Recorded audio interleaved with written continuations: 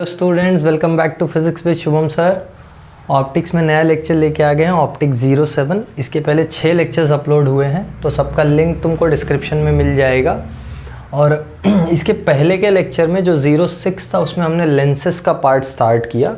मैंने तुमको लेंसेस से इंट्रोड्यूस कराया है। उसमें लेंसेस के नाम, उनके टाइप्स, उनका वर्किंग, बेसिकली उनका नेचर जो होता है, और सारे रे डायग्राम्स भी मैंने एक बार करा दिए हैं। हालांकि तुमको वो 10th स्टैंडर्ड में होता है, 9th स्टैंडर्ड में भी, बट स्टिल एक बार फिर से हमने ये चीज़ कर ली है ताकि यहाँ जो भी क्वेश्चंस आए वो तुम समझ सको।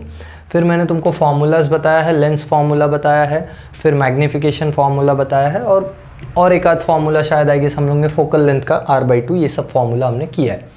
ठीक है, अब देखो ये जो फोकल लेंथ का फार्मूला R/2 हमने लिखा था, ये बेसिकली थिन लेंसेज के लिए अप्लाइड होता था। हमने ये चीज़ भी बोला था कि थिन लेंसेज के लिए ही ये फॉर्मूला ट्रू है। ठीक है, अब जैसे अपने पास जो यूजुअल लेंसेज होते हैं उनके 2 सरफेसेस होते हैं, और जब तक अपने पास सपोज जैसे अब तक हम लोग रिफ्रैक्शन का बात कर रहे थे, तो रिफ्रैक्शन में जब तक एक प्लेन सरफेस होता था तो रिफ्रैक्शन आसानी से समझ में आ जाता था कि यहाँ से लाइट जाएगी, ये नॉर्मल होगा, अगर डेंसर मीडियम में जा रही है तो टूवर्ड्स नॉर्मल बेंड कर जाएगी, और इमेज कहाँ फॉर्म होगी ये हमको क्लियरली समझ में आ जाता था। बट स्फेरिकल सरफेसेस में इतना सिंपल नहीं होता है। जैसे फॉर एग्जांपल प्लेन सरफेसेस में रियल डेप्थ, एपरेंट डेप्थ, ये सब पता चल जाता है ना। जैसे हमने देखा था ग्लास स्लैब के केस में शिफ्ट होता है ऑब्जेक्ट अगर यहाँ है तो उसकी इमेज यहाँ बन जाती है। याद है ये सब या नहीं?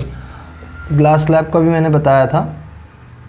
ये ग्लास स्लैब है, यहाँ एक ऑब्जेक्ट है, यहाँ से एक लाइट गई ऐसे, तो ये लाइट पहले क्या करती है, टूवर्ड्स नॉर्मल बेंड हो जाती है और फिर अवे फ्रॉम नॉर्मल बेंड हो जाती है लाइक दिस, और फिर हमको ये लाइट यहाँ कहीं से आती हुई दिखाई पड़ती है।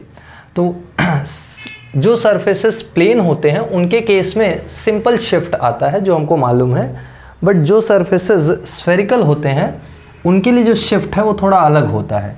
जैसे फॉर एग्जांपल यहाँ शिफ्ट का स्ट्रेट फॉरवर्ड फॉर्मूला भी अपने पास है ना, बट स्फेरिकल सरफेसेस के केस में इतना सिंपल नहीं होता है।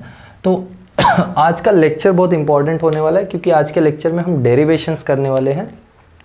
2 बहुत बड़े डेरिवेशन, बड़े मतलब 2 बहुत इंपॉर्टेंट डेरिवेशंस है इस चैप्टर के जो हमको करने हैं। बड़े तो नहीं बोल सकते, सिंपल डेरिवेशंस ही हैं, बट काफ़ी इंपॉर्टेंट होते हैं। उसमें से एक है लेंस मेकर्स इक्वेशन, जो तुमने बहुत नाम सुन रखा होगा पहले से। हाँ, इसमें लेंस मेकर्स इक्वेशन आता है, वो आज हम डिराइव करेंगे। ठीक है, तो लेंस मेकर्स इक्वेशन डिराइव करने के लिए जो इक्वेशन हमको चाहिए पहले वो डिराइव करना है हमको। So what we are going to do is we are going to study refraction through a spherical surface। एक spherical surface से क्या रिफ्रैक्शन होता है पहले उसको समझ लें, फिर हम लेंस मेकर्स इक्वेशन यूज करेंगे, लेंस मेकर्स इक्वेशन डिराइव करेंगे to understand refraction through 2 surfaces. जब 2 सरफेसेस आ जाएंगी तब रिफ्रैक्शन के लिए हम लेंस का फॉर्मूला अप्लाई करेंगे। बट फिलहाल के लिए हम लोग सिंगल सरफेस के लिए समझ लेते हैं। देखो, जैसे सपोज ये एक सिंगल सरफेस लिया मैंने, ये एक स्फेरिकल सरफेस है। ठीक है, ये स्फेरिकल सरफेस का ये प्रिंसिपल एक्सिस हो गया। ऑलराइट, नाउ ध्यान दो ज़रा, मैं क्या समझाने का ट्राई कर रहा हूँ। इस स्फेरिकल सरफेस से जो रिफ्रैक्शन होगा वो मुझे समझना है। तो सपोज जैसे ये मेरा जो सरफेस है इसका कुछ रिफ्रैक्टिव इंडेक्स है, जैसे इसका रिफ्रैक्टिव इंडेक्स है N2, और जिस मीडियम में ये सरफेस रखा हुआ है उसका रिफ्रैक्टिव इंडेक्स है N1। समझा? N1 रिफ्रैक्टिव इंडेक्स के मीडियम में ये सरफेस रखा हुआ है, और ऐसा सरफेस रखा हुआ है जिसका मटेरियल का रिफ्रैक्टिव इंडेक्स N2 है। ध्यान से देखते जाओ क्या क्या समझा रहा हूँ। सपोज कोई ऑब्जेक्ट है, जैसे यहाँ वो ऑब्जेक्ट है। ठीक है, ये ऑब्जेक्ट से एक रे ऑफ लाइट इस सरफेस पे जाके इंसिडेंट होती है। ध्यान देना, एक रे ऑफ लाइट जाके इस सरफेस पे इंसिडेंट होती है। अब ये रे ऑफ लाइट हम लोग को कंसिडर करना है कि ये जो सरफेस लिया है हमने N2, this N2 is greater than N1। मतलब बोलने का मीनिंग क्या है, लाइट कौन से मीडियम से कौन से मीडियम में जा रही है, रेयर से डेंसर में जा रही है। ठीक है, ये डेंसर वाला बाउंड्री है। तो लाइट जब रेयर से डेंसर में जाती है तो क्या होती है, टूवर्ड्स नॉर्मल बेंड होती है, ये हमको पता है। सो वी आर कंसिडरिंग, या जैसे हम लोग कंसिडर कर लेते हैं N2 is greater than N1। ठीक है, N2 क्या है मैंने लिखा है ऑलरेडी, N1 क्या है मैंने लिखा है ऑलरेडी। अब देखो, टूवर्ड्स नॉर्मल बेंड कराने के लिए नॉर्मल तो चाहिए होगा ना, टूवर्ड्स नॉर्मल अगर बेंड कराना है तो नॉर्मल तो चाहिए होगा, सिंपल सा लॉजिक ये है। तो इस पॉइंट पे मुझे नॉर्मल ड्रॉ करना है। अब तुमको अगर याद हो कि किसी भी कर्व्ड सरफेस पे जो नॉर्मल ड्रॉ करते थे, कोई कर्व्ड मिरर हो, याद है मैंने स्फेरिकल मिरर्स के केस में बताया था कि जब भी हम नॉर्मल ड्रॉ करते हैं स्फेरिकल मिरर्स में, तो वो नॉर्मल, जैसे सपोज ये एक कॉनकेव मिरर है, ध्यान दो ये एक कॉनकेव मिरर है और इस कॉनकेव मिरर पे मैं किसी भी पॉइंट पे एक नॉर्मल ड्रॉ करूँ, ले जैसे ये उसका प्रिंसिपल एक्सिस है, तो किसी भी पॉइंट पे एक अगर नॉर्मल ड्रॉ किया जाए तो वो नॉर्मल हमेशा सेंटर ऑफ कर्वेचर से पास करता है। ये बात याद रखना, हमेशा कहाँ से पास करता है? Centre of curvature. इसके लिए मैंने तुमको बताया था, कोई सर्कल है अगर तो उसके सरफेस से सेंटर की तरफ ड्रॉ करोगे तो ये लाइन हमेशा परपेंडिकुलर बनेगी और इसी को हम नॉर्मल बोलते हैं। तो हमको इसी सरफेस पे नॉर्मल ड्रॉ करना है ना। तो बोलने का मीनिंग ये है कि जब भी किसी स्फेरिकल सरफेस पे नॉर्मल ड्रॉ किया जाता है तो वो नॉर्मल उस स्फेरिकल सरफेस के सेंटर से पास करता है। ठीक है, तो अब मुझे इस पॉइंट पे नॉर्मल चाहिए, तो इस पॉइंट पे नॉर्मल ड्रॉ करूंगा मैं, तो ये नॉर्मल कहाँ से पास करने वाला है? पे अटेंशन, ये नॉर्मल पास करेगा इसके सेंटर से। ठीक है, समझ में आया? ये नॉर्मल इसके सेंटर से पास करेगा, तो ये हो गया इसका सेंटर। ठीक है, दूसरा चीज़ ये हो गया अपना नॉर्मल। ठीक है, दूसरा चीज़, अब ये लाइट कहाँ बेंड करेगी? Towards normal. तो सपोज ये टूवर्ड्स नॉर्मल बेंड करके यहाँ कहीं आके मीट करती है और ये मेरा फाइनल रे है। देखो रे ऐसे जा रहा था, टूवर्ड्स नॉर्मल बेंड हो गया, यहाँ कहीं मीट करता है। Let this be the image formed. समझा? बेसिक रिफ्रैक्शन था। देखो ऑब्जेक्ट से रे ऑफ लाइट निकला, नॉर्मल पे कुछ एंगल से इंसिडेंट हुआ, कंसिडर कर लो ये जो एंगल ऑफ इंसिडेंस है दैट इज आई, ये एंगल ऑफ रिफ्रैक्शन हो गया दैट इज आर। ठीक है, तो एंगल ऑफ इंसिडेंस आई पे इंसिडेंट होता है लाइट और आर एंगल से रिफ्रैक्ट होके पॉइंट आई पे आके इमेज फॉर्मेशन हो जाता है। ये अपना नॉर्मल है, इतना तक बेसिक्स हमको पता है। ठीक है, अब ज़रा देखो हमको डिराइव क्या करना है। अगर इस पॉइंट से, इसको मैं ओरिजिन कंसिडर कर ले रहा हूँ, जैसे ये मेरा एक पॉइंट है, ये इसको मैं कोई पॉइंट P ले लेता हूँ, या जैसे मैं इसको कोई पॉइंट O ले लेता हूँ, O इसको ले लिया है। ठीक है, let this be point Q, point Q पे इंसिडेंस हुआ है और इसको मैं बोल देता हूँ पॉइंट P। देखो ध्यान से, तो ये जो O से P तक का डिस्टेंस है इसको क्या बोलते हैं? Object distance. और ये जो P से I तक का डिस्टेंस है इसको बोलते हैं इमेज डिस्टेंस। हाँ या ना? इतना तक मालूम है। और ये जो P से C तक का डिस्टेंस है इसको बोलते हैं रेडियस ऑफ कर्वेचर। बोलो इतनी बातें समझ में आई? देखो लेंसेज को बहुत ठीक से समझ लेना ज़रूरी है तुम्हारे लिए। अगर लेंसेज को ठीक से नहीं समझोगे तो ये सब चीज़ें परेशान करने वाली है। अगर ठीक से नहीं समझोगे तो परेशान हो जाओगे, इसलिए तुमको मैं पहले से बोल दे रहा हूँ कि लेंसेज को अच्छे से समझो, एक एक टर्म क्या है। इसलिए मैंने पूरे टर्म्स वापस से बताए हैं, कहाँ रेडियस, कहाँ सेंटर, कहाँ इमेज, कहाँ ऑब्जेक्ट, ये सब कुछ बताया है। तो ये अपना इमेज डिस्टेंस, ये ऑब्जेक्ट डिस्टेंस, ये रेडियस ऑफ कर्वेचर।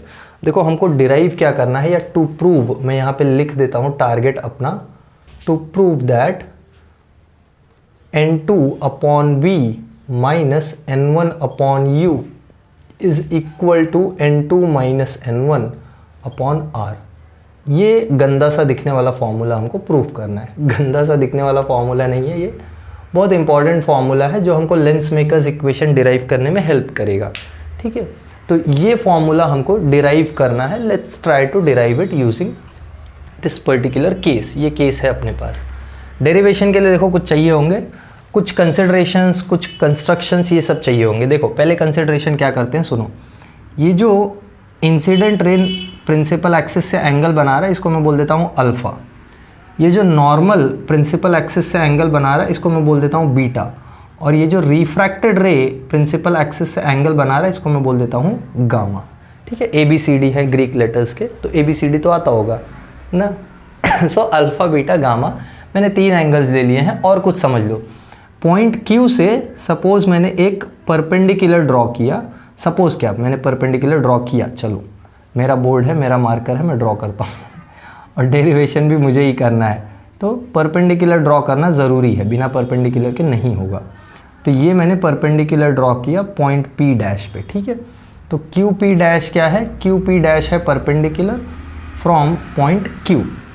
अब ज़रा ध्यान से समझ लेते हैं बातों को, क्या क्या किया है। देखो alpha is angle between incident ray and principal axis. ठीक है, ये पार्ट मेरे को चाहिए तो मैं इसको सेपरेट रखता हूँ। बीटा क्या है? Beta is angle between what? Normal and principal axis. मैं यहाँ लिख के इसलिए दे रहा हूँ क्योंकि तुमको याद नहीं रहेगा। उसके बाद गामा क्या है? Gamma is angle between what? Refracted ray and principal axis. ठीक है, और Q P dash is perpendicular from Q on principal axis. ठीक है, इतना समझ में आया? बोलो बोलो हाँ या ना, बोल दो जल्दी से बोल दो हाँ या ना। ठीक है, चलो बेसिक समझ में आ रहे हैं क्या क्या कंस्ट्रक्शंस लिया है। अब ये टू प्रूव वाला फॉर्मूला हटाते हैं और इसको प्रूव भी कर देते हैं ना।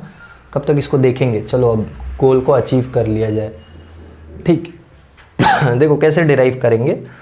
कुछ मैं यहाँ पे कंसिडरेशंस मतलब कुछ मैं यहाँ पे ट्रायंगल्स कंसिडर करता हूँ और उसमें से कुछ रिजल्ट्स निकालता हूँ। जैसे देखो, अगर मैं triangle Q O P dash consider करूँ, ध्यान दो, इन ट्रायंगल क्यू ओ या क्यू पी डैश ओ लेते हैं हम लोग, क्योंकि इसमें एंगल पी डैश क्या है? देखो ज़रा ध्यान से, एंगल पी डैश 90 है ना।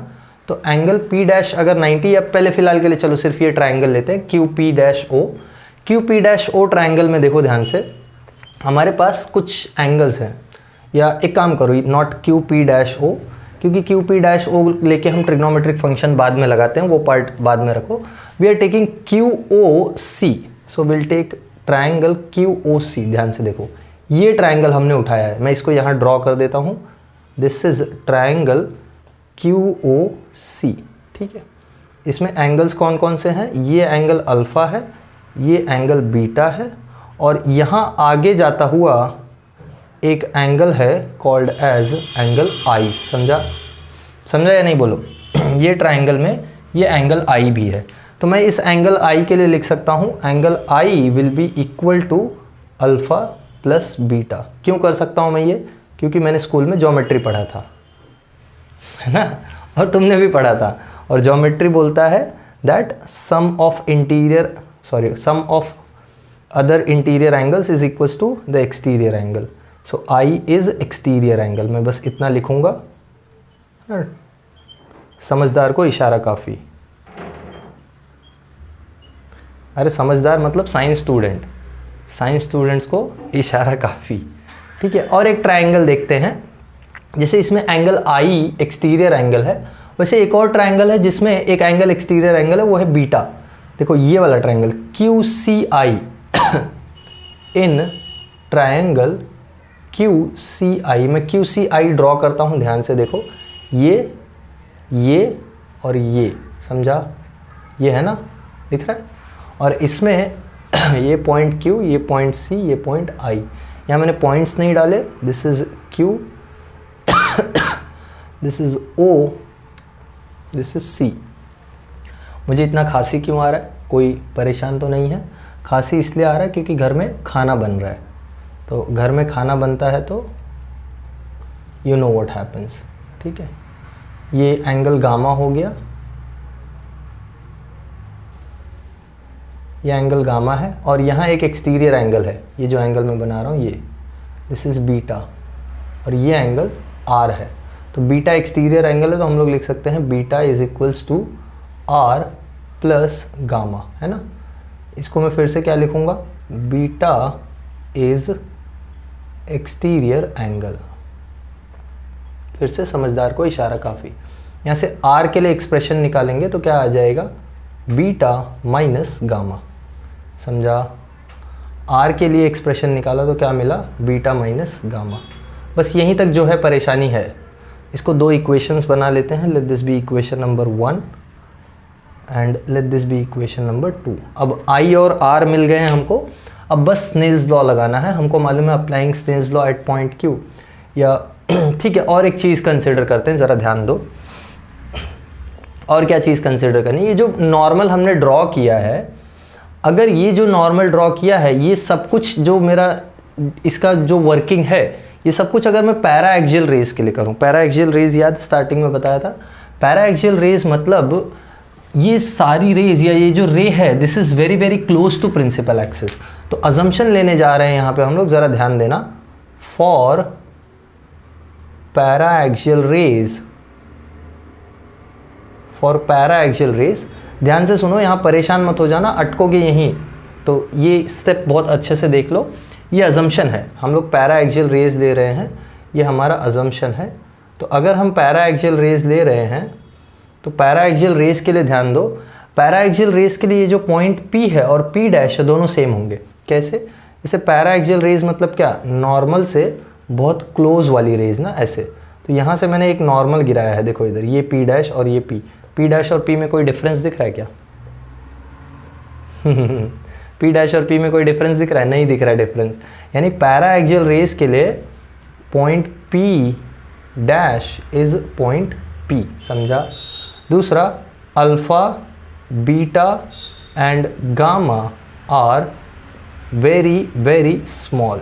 ये क्या मीनिंग हो गया, देख लो ना, फिर से वही लॉजिक, ये मेरा सरफेस हो गया, ठीक है, और ये प्रिंसिपल एक्सिस, ये एक पैरा एक्सियल रे ले लिया, तो देखो अल्फ़ा बहुत छोटा है। वैसे ही ये इधर नॉर्मल, तो ये बीटा, ये इधर गामा, तो alpha, beta and gamma are very very small actually.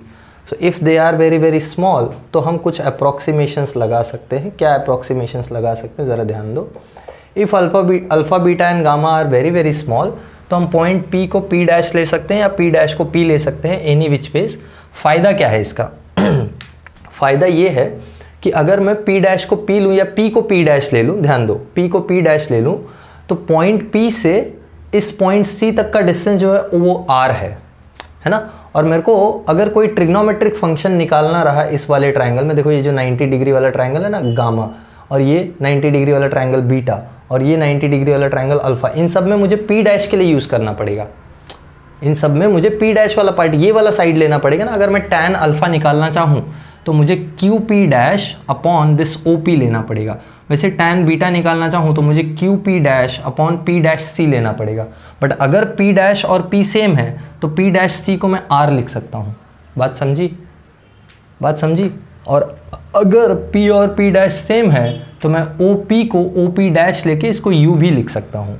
और सेम इस लास्ट वाले के लिए। यानी इतना कंक्लूजन लेने के बाद अगर मैं tan अल्फ़ा निकालूँ तो tan alpha, first of all alpha बहुत छोटा है तो tan alpha will be nearly equal to alpha. या पहले हम लोग tan अल्फ़ा का फॉर्मूला लगा लेते हैं। tan अल्फ़ा क्या होता है? tan अल्फ़ा होता है ऑपोजिट अपॉन एडजेसेंट। यानी ऑपोजिट क्या है? ऑपोजिट है QP डैश अपॉन एडजेसेंट क्या है?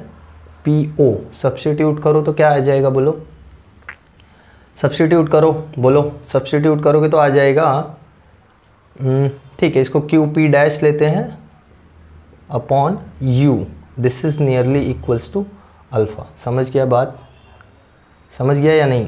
This is alpha. और क्या? अगला चीज़ tan बीटा निकालते हैं। tan beta will be equal to, tan beta किसके इक्वल होगा बोलो? ये वाला ट्रायंगल दिख रहा है, tan बीटा हो जाएगा QP डैश अपॉन PC। तो QP डैश ही है, इसको जाने दो, अपॉन PC R है। This is nearly equals to beta.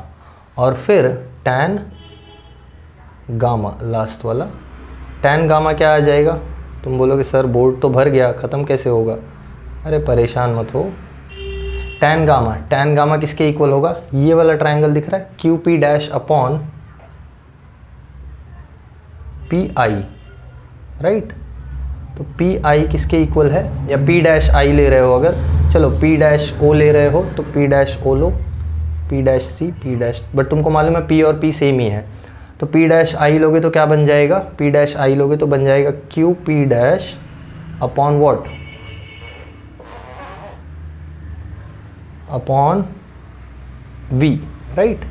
ये किसके इक्वल हो गया, ये इक्वल हो गया गामा के। ठीक है, अब देखो हमको अल्फ़ा बीटा गामा मिल चुके हैं, बस उठा के सब्स्टिट्यूट करना है और सिंप्लीफाई करना है। अच्छा, एक चीज़ यहाँ पे मिसिंग है, साइन कन्वेंशन। ये जो u हमने मेजर किया ये नेगेटिव होगा ना, तो यहाँ एक नेगेटिव साइन आ जाएगा, बस ये डिफरेंस है। यहाँ तक समझ में आया? बोलो। काफ़ी टाइम से डेरिवेशन चल रहा है, बट परेशान मत हो, थोड़ा कॉन्सेप्चुअल डेरिवेशन इसलिए धीरे धीरे करा रहा हूँ, अटक ना जाओ कहीं। ठीक है, चलो एक काम करो, पॉज करके इतना नोट डाउन कर लो, फिर मैं ये पार्ट रफ करने जा रहा हूँ, यही सिंप्लीफिकेशन दिखाऊंगा तुमको मैं। ठीक है, चलो नोट डाउन कर लिया है, रफ करो। ओके, अल्फ़ा बीटा गामा क्या थे ये नोट डाउन कर लो। फिर हमको ये दो रिलेशंस चाहिए होंगे और फिर स्नेल्स लॉ लगाएंगे हम लोग। तो पहले हम स्नेल्स लॉ लगा लेते हैं, फिर ये रिलेशंस का यूज़ करते हैं। आई है अल्फ़ा प्लस बीटा और आर है बीटा माइनस गामा। तो applying Snell's law, pay attention, applying Snell's law at point Q। ठीक है, पॉइंट Q पे स्नेल्स लॉ लगाते हैं। तो हमको मालूम है स्नेल्स लॉ अप्लाई करेंगे तो sine i by sine r, this will be equal to second medium का refractive index upon first medium का रिफ्रैक्टिव इंडेक्स। क्लियर है? यानी देखो हम इसको क्या लिख सकते हैं, हम लोग लिख सकते हैं n1 sine I equals to n2 sine R. But हमको मालूम है I और R बहुत छोटे छोटे एंगल्स होंगे because of para axial rays. अगर पैरा एक्सियल रेज है तो I भी तो बहुत छोटा हो जाएगा। अरे देखो ना, ये तुम्हारा सरफेस, ये पैरा एक्सियल रे, तो ये बना I, तो देखो I भी बहुत छोटा है, I छोटा है, इनफैक्ट R भी बहुत छोटा है। So I and R are also very small for para axial rays. तो अगर ये कंक्लूजन लिया तो मैं अब ये पार्ट भी रफ करना पड़ेगा मुझे। आई है अल्फ़ा प्लस बीटा, याद रखो, और मैं ये पार्ट भी रफ कर देता हूँ। जिसने लिखा नहीं है नोट डाउन कर लो, परेशान मत हो, यहीं है सब, कहीं जा नहीं रहा है, इन्फॉर्मेशन स्टोर हो रहा है, डोंट वरी। यूट्यूब पे पड़ा रहेगा, कभी भी आके नोट डाउन कर लेना, डोंट वरी। ओके, देखो हमको मालूम है और हमने निकाला था आर क्या आता है, बीटा माइनस गामा। ठीक है, तो आई और आर हमको पता है और हमको मालूम है फॉर पैरा एक्सियल रेज, ये क्या काला नीला चल रहा है, चलो ठीक है फिर से काला, for para axial rays I and R are very very small, so therefore n1i is equals to n2r। समझ में आ गया? अब i की जगह सब्स्टिट्यूट करो, देयरफॉर n1i क्या है, आई है alpha plus beta equals to n2, R क्या है, बीटा माइनस गामा। समझ गया? ठीक है, बस अब सिंप्लीफाई करना है। अल्फ़ा हमको मालूम है, हमने निकाला है, बीटा हमको मालूम है, हमने निकाला है, गामा हमको मालूम है, हमने निकाला है। सब्स्टिट्यूट करना है और सॉल्व करना है, ध्यान दो। So this will B n1 times, alpha की जगह क्या आ जाएगा, अल्फ़ा की जगह आ जाएगा Q P dash upon minus U, plus beta की जगह क्या आएगा, Q P dash upon R equals to n2 times, beta की जगह Q P dash upon R minus gamma की जगह Q P dash upon V. समझ में आ गया? समझ में आ गया या नहीं, बोलो। देखो Q P dash Q P dash Q P dash Q P dash common होके कैंसिल, एक साथ भगा दो, तो सब कैंसिल होने के बाद देखो क्या बच रहा है, क्यू पी डैश कैंसिल होने के बाद अपने पास क्या बच रहा है, अपने पास बच रहा है n1 अपॉन या minus n1 upon U plus n1 upon R, है ना, equals to n2 upon are और क्या बोलो, minus n2 upon v। Is that clear? देखो हमको क्या चाहिए था, हमको u और v एक तरफ चाहिए था, r वाला एक तरफ, यानी इसको इधर लाओ तो ये हो जाएगा n2 by V minus n1 by U equals to ये n1 by U sorry n1 by R इधर आएगा तो माइनस हो जाएगा, यानी ये हो जाएगा n2 minus n1 upon are. ये हो गया फॉर्मूला डिराइव, यही हमको करना था, डिराइव। समझा? देखो क्या क्या किया है, ध्यान से समझ लो। तीन एंगल्स हैं अल्फ़ा बीटा और गामा, पहले ट्रायंगल सेलेक्ट करके अल्फ़ा बीटा और गामा के टर्म्स में आई और आर निकाल लिया, ठीक है।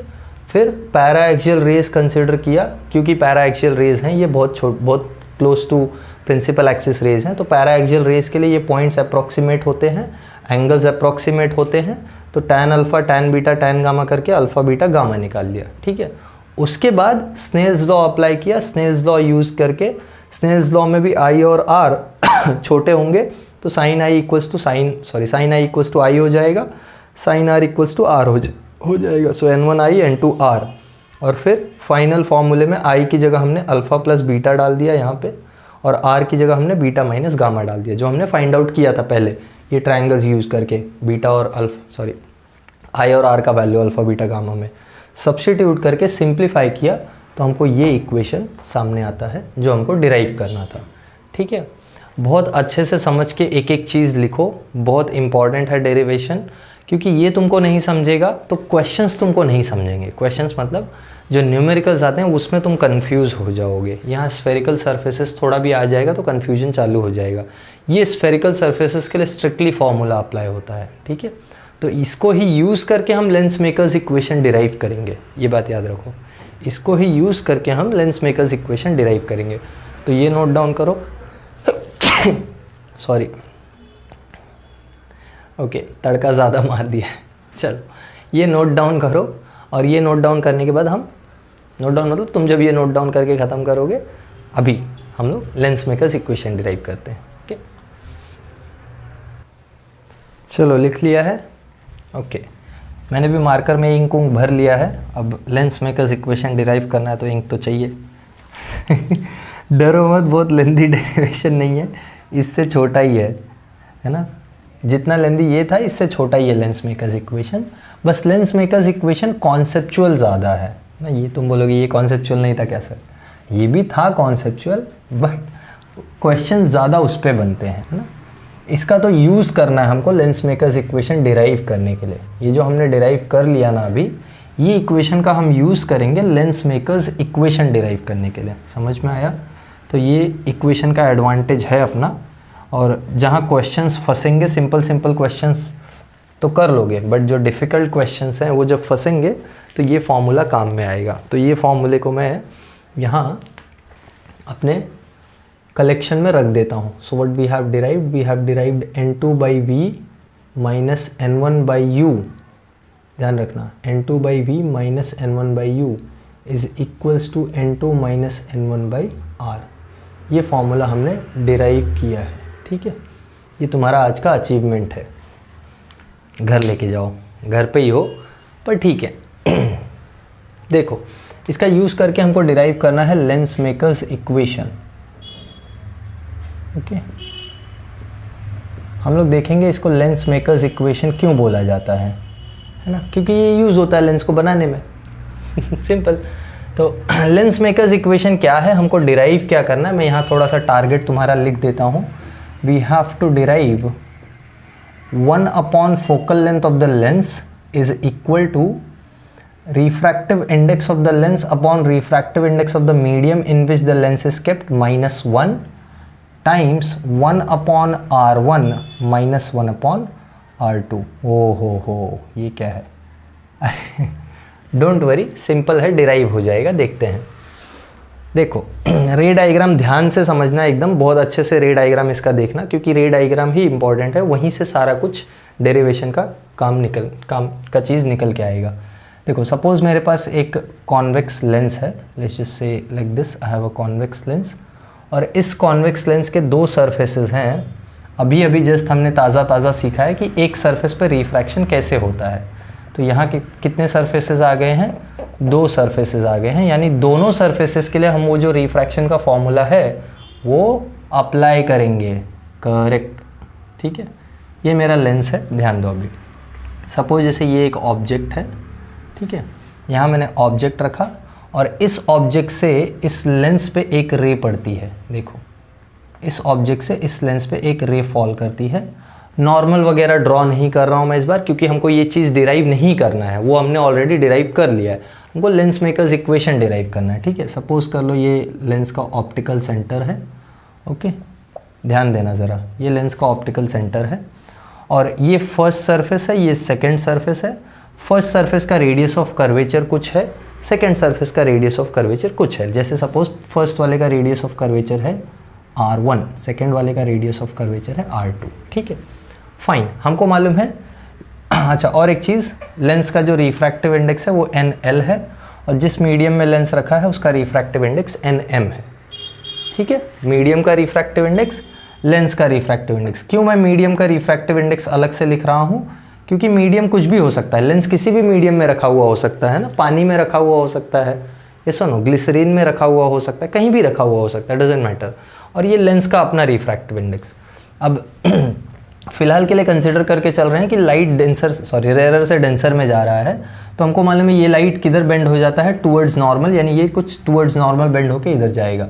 ये सपोज मैं इसको आगे कंटिन्यू करूँ तो ये लाइट टूवर्ड्स नॉर्मल बेंड होके ऐसे चला जाता है। समझा इतना?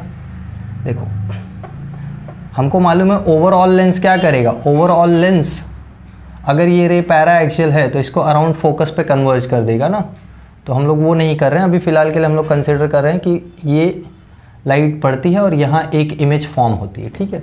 इसको मैं पहला इमेज बोल दे रहा हूँ I'। ध्यान दो, ये एक्चुअल इमेज नहीं है। एक्चुअल इमेज दोनों सरफेसेस से रिफ्रैक्ट होने के बाद बनेगी, दोनों सरफेसेस से रिफ्रैक्ट होने के बाद बनेगी एक्चुअल इमेज, ठीक है। तो यहाँ पे रे एक्चुअल में नहीं जा रही, यहाँ हमको रे जाती हुई दिखाई पड़ेगी। क्या बोला? परेशान हो गए? ओहो हो सर क्या बोल रहे हो? अरे ये रे एक्चुअल में थोड़ी यहाँ जा रही है, ये रे को तो अभी और एक सरफेस से रिफ्रैक्ट होना है, इसको तो अभी इस वाले सरफेस से भी रिफ्रैक्ट होना है ना। मैंने तो इस वाले सरफेस का रिफ्रैक्शन दिखाया ही नहीं है, मैंने तो बोला ये रे अगर इस पे रिफ्रैक्ट होगी तो यहाँ चली जाएगी, तो मतलब यहाँ वर्चुअल इमेज फॉर्म होगा। अब ये जो इमेज है इसका अगर मैं डिस्टेंस देखूँ, सो लेट्स से इसका जो डिस्टेंस है दैट इज़ V1, या लेट्स से, हाँ ठीक है, चलो इसको हम लोग V1 बोल देते हैं, ये I1 है। तो और ध्यान दो ये ऑब्जेक्ट का जो डिस्टेंस है ऑप्टिकल सेंटर से, let that distance be U, ठीक है। U और V पता होगा तभी तो हम लोग वो फॉर्मूला लिख पाएंगे ना। और इसका रेडियस है सपोज R1 हमने कंसीडर ही किया हुआ है। देखो अब क्या होता है, ध्यान दो, ये वर्चुअल केस है। अब इस वाले पॉइंट पे या इस वाले सरफेस पे जो ये रे आ रही है, ये रे कहाँ से आएगी?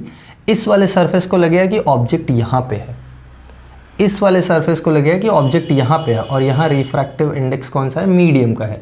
तो इस वाले सरफेस के लिए ऑब्जेक्ट वर्चुअली यहाँ पे है, एक्चुअल ऑब्जेक्ट यहाँ पे, यहाँ से रे आई रिफ्रैक्ट होके यहाँ गई है, तो इस वाले सरफेस को लगेगा कि ऑब्जेक्ट यहाँ पे है, तो ये इसकी इमेज बनाएगा और ये इसको रिफ्रैक्ट करके यहाँ कहीं कन्वर्ज कर देगा। तो यहाँ अपना इमेज फॉर्मेशन हो गया, एक्चुअल इमेज फॉर्मेशन। एक्चुअल मतलब फाइनल इमेज फॉर्मेशन, जो यहाँ अपने को सपोज करो फॉर्म होके मिल जाता है। और ये जो पॉइंट है यहाँ आपको क्या मिला है? Actual image. इसका जो डिस्टेंस है वो मैं बोल देता हूँ V है। तो देखो ये तो हमको भी पता है होता क्या है। देखो मैं तुमको एक जनरल डायग्राम बना के दिखाता हूँ कि होता क्या है। एक सिंगल अगर लेंस का हमने सिंगल रिफ्रैक्शन देखा होता, सिर्फ और सिर्फ लेंस का टोटल रिफ्रैक्शन अगर हमने देखा होता तो क्या हुआ होता? हम अभी बोल रहे हैं कि लाइट यहाँ पड़ी, फर्स्ट सरफेस से रिफ्रैक्ट हुई और यहाँ गई, बट फर्स्ट सरफेस से रिफ्रैक्शन होने के बाद सेकंड सरफेस से भी रिफ्रैक्शन होना है। तो सेकंड सरफेस के लिए ये जो पहली वाली की वर्चुअल इमेज है वो ऑब्जेक्ट का काम कर रही है, और फिर यहाँ से ये रिफ्रैक्ट होके ऐसे जा रहा है। अब ध्यान दो, अगर बेसिक मेरे पास एक सिंगल लेंस होता और इसको मैं ड्रॉ करना चाहता, तो कोई रे अगर यहाँ से आती तो ये ऐसे हम लोग बता देते कि हाँ ये रे रिफ्रैक्ट हो गई, ठीक है। ये ओवरऑल जनरल हम लोग बोलते हैं ना, एक लेंस का ये एक्शन है। तो इस एक्शन में दो चीज़ें कंबाइंड है, एक पहले सरफेस का रिफ्रैक्शन, एक दूसरे सरफेस का रिफ्रैक्शन। पहले सरफेस का रिफ्रैक्शन हमने नॉर्मल पहले वाले की तरह लगाया, दूसरे सरफेस का भी पहले वाले की तरह लगाना है, बट इस बार ऑब्जेक्ट जो है वो ये है, वर्चुअल ऑब्जेक्ट, ठीक है। बस इतना फ़र्क है। समझ में आया क्या बोला? देखो ओवरऑल लेंस का नेचर ऐसा है, इसमें एक पार्ट हमने बोल दिया कि ये लेंस से कन्वर्ज होके इमेज, ये लेंस से कन्वर्ज होके पहले एक इमेज यहाँ बन गई वर्चुअल इमेज, फिर इस वर्चुअल इमेज से वर्चुअल ऑब्जेक्ट यहाँ बना और फिर फाइनल इमेज यहाँ बन गई। ये मैं बोल रहा हूँ, ये समझ में आया क्या बोल रहा हूँ मैं? पहले इस वाले सरफेस से एक वर्चुअल इमेज यहाँ बनी, वो इसके लिए वर्चुअल ऑब्जेक्ट का काम करती है, और फिर ये एक इमेज यहाँ फाइनल बना देता है दूसरा surface. So this is how the action of the lens takes place actually, ठीक है। अब देखो इतना तक हो गया है। अब इसके बाद बस हमको डिराइव करना है। डिराइव क्या करना है? पहले और दूसरे सरफेस पे वही फॉर्मूला लगा देना है। सो फर्स्ट सरफेस या फॉर फर्स्ट सरफेस अगर मैं फॉर्मूला लगाऊं तो देखो फर्स्ट सरफेस के लिए n2 क्या है, पहले लाइट इस nm से जा रही है यानी n1 मीडियम का रिफ्रैक्टिव इंडेक्स है और n2 लेंस का रिफ्रैक्टिव इंडेक्स, यानी फर्स्ट सरफेस के लिए nl अपॉन इमेज डिस्टेंस कितना है बोलो, n बाई वी है ना, n2 बाई वी है ना, तो इमेज डिस्टेंस कितना है पहले सरफेस के लिए v1, so nl by v1 minus nm by u, this is equal to nl minus nm by r1। ये आ गया इक्वेशन नंबर 1। ठीक है, फॉर सेकेंड सरफेस ध्यान दो इसमें ज़्यादा कुछ नहीं करना है, खाली ये तुम इक्वेशन लिख पाओ बस हो गया ख़त्म। ये दो इक्वेशंस लिख दोगे ना, फिर ऐड करके दोनों को straightforward lens makers equation आ जाता है। इतना सिंपल है ये, बस यही दो इक्वेशन लिखना ही पहाड़ है, तो उसके लिए इतना समझना पड़ता है, तो इसलिए मैंने तुमको इतना समझाया है, ध्यान से देखो। दूसरे सरफेस के लिए लाइट पहले यहाँ से आ रही है और फिर बाद में रिफ्रैक्ट होकर यहाँ जा रही, यानी पहले लाइट इस सरफेस पे पड़ती है और बाद में जाती है इस मीडियम में। तो ये वाला जो मीडियम है ये फर्स्ट मीडियम हो गया और ये वाला सेकंड मीडियम हो गया, यानी ये हो जाएगा nm बाई इमेज डिस्टेंस कितना है v minus nl by object distance कितना है v1 है। ध्यान देना, अरे ऑब्जेक्ट ये मत ले लेना, ऑब्जेक्ट तो ये है ना virtual object, so this is nl by v1, ये हमको मिल गया and this is equal to nm minus nl by r2 second वाले सरफेस के लिए। ये मिल गए हमको दो इक्वेशंस। अब बस दोनों इक्वेशंस को ऐड कर दो और तुम्हारा काम हो गया। ठीक है, दोनों इक्वेशंस को ऐड कर देते हैं, एडिंग इक्वेशन 1 एंड 2। ये टारगेट मिटा देते हैं क्योंकि अब डिराइव ही करना है तो क्या उसको लिख के करना है। देखो एडिंग 1 एंड 2, 1 और 2 को ऐड करो, क्या मिलेगा देखो, nl by v1 minus nm by u, और इधर से ऐड होगा तो plus nm by v minus nl by v1। समझा, ये LHS ऐड हो गया, RHS ऐड करते हैं तो nl minus nm by r1 plus nm minus nl by r2। देखो mm लिख दिया मैंने, nm।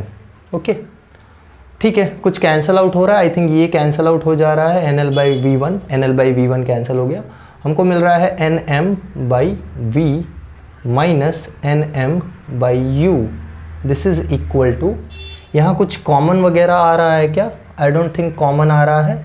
कॉमन कब आएगा, जब मैं इसको माइनस बना दूं तो ये भी nl माइनस nm हो जाएगा। समझा क्या बोला, ये nl माइनस nm है ना, मेरे को nl माइनस nm कॉमन लेना है, तभी तो मेरे को nl माइनस nm कहाँ गया, वो इक्वेशन लिखा था ना मैंने लेंस मेकर्स इक्वेशन, वो nl माइनस nm मेरे को मिलेगा। तो क्या करते हैं देखो, nl माइनस nm करने के लिए मैं एक नेगेटिव साइन ले लेता हूँ, तो मैं इसको लिख रहा हूँ nl minus nm by r1 minus nl minus nm by r2। समझा, यहाँ नेगेटिव साइन लगा दिया है मैंने, ये नेगेटिव साइन लगाओगे तो ये साइड स्विच हो जाएगा। बस देखो यहाँ nm कॉमन आ रहा है, nm कॉमन ले लो, क्या मिलता है 1 by V minus 1 by U, this is equal to, यहाँ से nl माइनस nm कॉमन ले लो, क्या बचेगा 1 by r1 minus 1 by r2। बस आने वाला है, परेशान मत हो, ये nm से यहाँ डिवाइड कर दो, so what you get 1 by V minus 1 by U. Okay, 1 by V minus 1 by U, this is equal to nl upon nm minus 1। समझा ना, अरे nm से डिवाइड करोगे तो दोनों में डिवाइड होगा ना, तो nl बाई nm माइनस 1 और इधर आ जाएगा 1 by r1 minus 1 by r2। अब ये कुछ लेंस मेकर्स इक्वेशन जैसा दिख रहा है, प्रॉब्लम ये है कि यहाँ 1 बाई एफ चाहिए। तुम बोलोगे हाँ सर याद है मेरे को, 1 by F is equal to 1 by V minus 1 by U, यही तो लेंस फॉर्मूला था ना। तो देखो कब होता है वो, हमको मालूम है for any lens if u is infinity v is f, ये तो हमको मालूम है। ऑब्जेक्ट इन्फिनिटी पे होता है तो इमेज फोकस पे बनता है, बचपन से पढ़ते आ रहे हैं, है ना। ऑब्जेक्ट इन्फिनिटी पे होता है तो इमेज फोकस पे बनता है, यानी 1/v अगर मैं 1/f ले लूँ या v की जगह अगर मैं f ले लूँ और इसकी जगह मैं इन्फिनिटी ले लूँ तो मुझे मिलेगा 1/f, और 1/∞ क्या होता है 0, तो ये मिला NL/NM -1 टाइम्स 1/R1 - 1/R2। आ गया, देखो वो आ गया, क्या आ गया, इक्वेशन नंबर 3 आ गया, जिसको हम क्या बोलते हैं, लेंस मेकर्स इक्वेशन। इसको बोलते हैं lens makers equation. So this is how we can derive the lens makers equation. इसमें काफ़ी कुछ मीनिंग छुपी हुई है, बट ठीक है, अपने काम की भी है वो मीनिंग, कुछ स्टूडेंट्स के काम की नहीं है, उनको खाली डेरिवेशन हो गया बस सर, अब बहुत हो गया, हजम नहीं हो पाएगा। ठीक है, थोड़ा और समझ लेंगे इसको। पहले ये नोट डाउन करो अच्छे से, क्या है कैसे है, एक एक टर्म अच्छे से समझो। देख लो, 2 सरफेसेस हैं, दोनों सरफेसेस पे वो फॉर्मूला लगाना है, बस वही इंपॉर्टेंट टास्क है पहला वाला। वो कर लोगे तो उसके बाद मैथ्स है, यहाँ से तो मैथ्स है ना, adding 1 and 2, multiplying by minus sign, taking common, dividing, फिर ये तो बेसिक कॉन्सेप्ट तुमको पता है। ठीक है, लास्ट में जाके कॉन्सेप्ट आया, मतलब इतना तो मैथ्स ही है। तो यहाँ तक फिजिक्स है, ये 2 पार्ट, और यहाँ थोड़ा सा फिजिक्स है, बीच में पूरा मैथ्स है। ठीक है, पहले सरफेस के लिए, पहले सरफेस पे रे ऑफ लाइट इस फर्स्ट सरफेस से इस पे पड़ती है और फिर यहाँ एक इमेज फॉर्म हो जाता है, तो हमने ये इक्वेशन लिख दिया। दूसरे सरफेस के लिए, सरफेस पे से लाइट रिफ्रैक्ट होके यहाँ आती है, मतलब लाइट तो एक्चुअल में यहाँ से आ रही है ना, दिखाई पड़ रहा है कि नहीं, लाइट एक्चुअल में जो एक्चुअल लाइट है वो कहाँ से आ रही है, इस लेंस में से ही इस पे पड़ रही है। तो इसलिए पहले इस मीडियम को फर्स्ट मीडियम लिया है NL/V1, और फिर बाहर निकल रही है लाइट इस मीडियम में, तो NM, तो दूसरा मीडियम NM है, पहला मीडियम NL है, तो NM/V - NL/V1 ये इसके इक्वल आ गया। और फिर इसके बाद ऐड करके मल्टीप्लाई बाय माइनस साइन करके इसको कॉमन लेना है, और फिर NM से डिवाइड करके ये, फिर जनरल कॉन्सेप्ट, फिर ये आ गया लेंस मेकर्स इक्वेशन। ठीक है, यहाँ तक समझ में आया। चलो अब थोड़ा मैं तुमको कॉन्सेप्ट बता देता हूँ इस पर, क्या कॉन्सेप्ट है। या एक काम करो, ये पॉज करके नोट डाउन किया है ना, नोट डाउन कर लो,